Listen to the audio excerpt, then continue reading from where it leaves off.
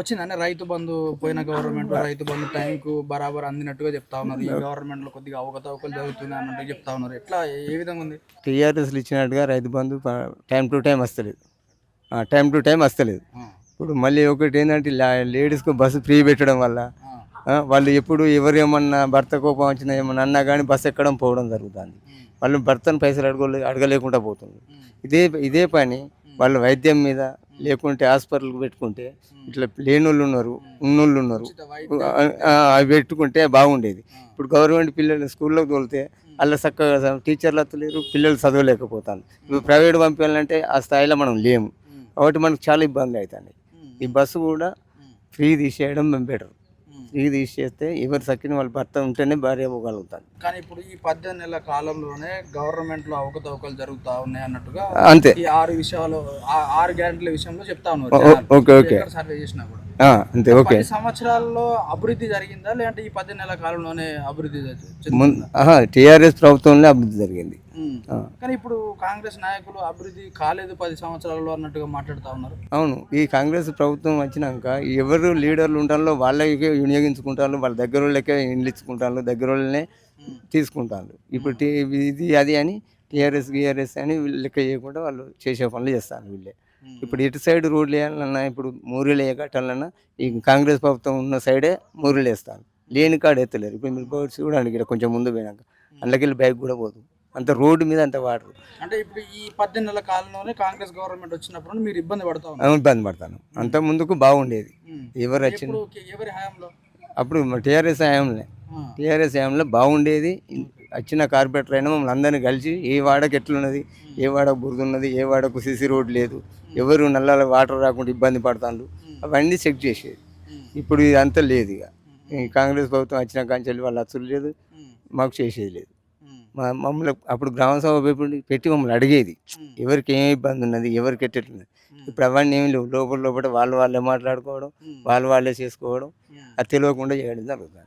మా ఇబ్బందులు 10 సంవత్సరాల్లో ఎన్నిగానో అభివృద్ధి జరిగింది అన్నట్టుగా మీరు చెప్తా ఉన్నారు. అవును. ఈ 18 నెలల కాలంలో ఇంత ఇబ్బంది పడతా ఉన్నామా అని చెప్తా ఉన్నారు. అవును. ఈ తెలంగాణ రాకముందు అప్పుడు కాంగ్రెస్ గవర్నమెంట్ పాలించింది. అప్పుడు ఎట్లుండే మీ పరిస్థితుల్లో రైతులది? మాకు కేసీఆర్ సార్తోనే మాకు అంత అభివృద్ధి జరిగింది. ఏ విషయంలో? ఇప్పుడు దేనిలైనా సీసీ రోడ్లైనా, మాకు పిల్లలకైనా ఇప్పుడు స్కూల్లో వంట చేసేటోళ్ళని చెక్ చేయడం, పెట్టడం. అప్పుడు గవర్నమెంట్ స్కూల్లో చాలా మంది ఉన్నారు. ఇప్పుడు పోయి చూడండి, ఒక్క క్లాస్కు 20 మంది కూడా లేరు. అలా ఒక్క క్లాస్కి 20 మంది కూడా లేరు. అప్పుడు వంట కానీ ఏది కానీ చెక్ చేసేది, వచ్చి వాళ్ళను ఎప్పటికీ పరిష్కరించేది. ఇప్పుడు ఇట్లాంటిది ఏం లేదు. ఏనంగత్తనే అనగానే పోతాయి అవి. ఇప్పుడు జనాలు మళ్ళీ కేసీఆర్ గారిని రావాలని కోరుకుంటున్నారా లేదంటే రేవంత్ రెడ్డిని మళ్ళీ రావాలని కోరుకుంటున్నారు? కేసీఆరే కావాలనుకుంటాను జనాలు మొత్తం అట్లే ఉన్నది. అంత వ్యతిరేకత ఎందుకు వచ్చింది అంటే ఏమని? ఇక్కడ పనులు జరుగుతలేవు. పైన వాళ్ళే ఉన్నోళ్ళే తింటాను, పైన వచ్చి పనిసి ఇస్తాడు. కాకపోతే అది గ్రామం వరకు వస్తలేదు. ఇప్పుడు మనం వరకు వస్తలేదు. వాళ్ళు బయట ఇచ్చినాయి, వాళ్ళు ఎంతో తింటాను, ఎంతో పోతుంది. ఇక్కడ వరకు పంపి చేస్తలేరు, జనాన్ని పరిష్కరించి చేస్తలేరు వీళ్ళు.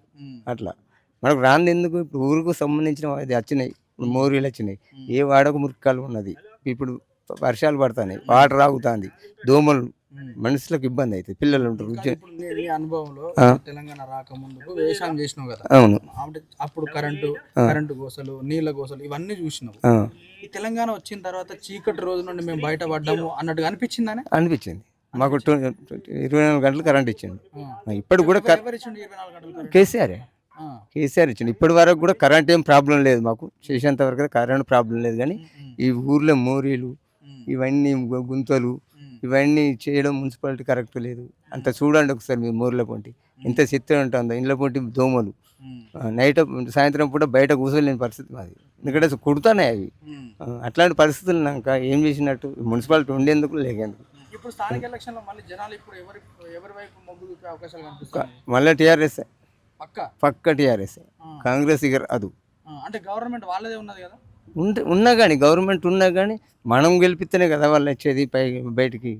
మనం ఓటేంది ఎడుకెత్తాడు, సేమ్ మారాలంటే మారుతాడు. ఇప్పుడు మనం కేసీఆర్ తీసేయలేదు అట్లా అనుకుంటే అందరు కలిసి. ఇప్పుడు కేసీఆర్ అయితే ఎందుకు దుర్బుద్ధి వచ్చిందో, ఎట్లా ఆలోచన వచ్చిందో తెలియదు. అది మొత్తం క్వాలిటీ మీద తెలిసిపోయింది. బాగుంటుందండి అది. ఇప్పుడు పింఛన్లు కూడా టైంకి రావడం లేదు, టైంకి చేయడం లేదు. వాళ్ళు ముసలోళ్ళు ఇబ్బంది పడతారు. ఒక తల్లిదండ్రులు పెట్టినోడు ఉన్నాడు, ఒక తల్లిదండ్రులు పెట్టినోళ్ళు ఉన్నారు. వాళ్ళ పరిస్థితి ఏంది? ఇప్పుడు టైంకి వస్తేనే కదా వాళ్ళ కూటికి వెళ్ళేది. వాళ్ళు బయట పని చేయలేరు, వాళ్ళు ఏమి బయటికి వెళ్ళలేరు. వాళ్ళ పరిస్థితి ఏంటి?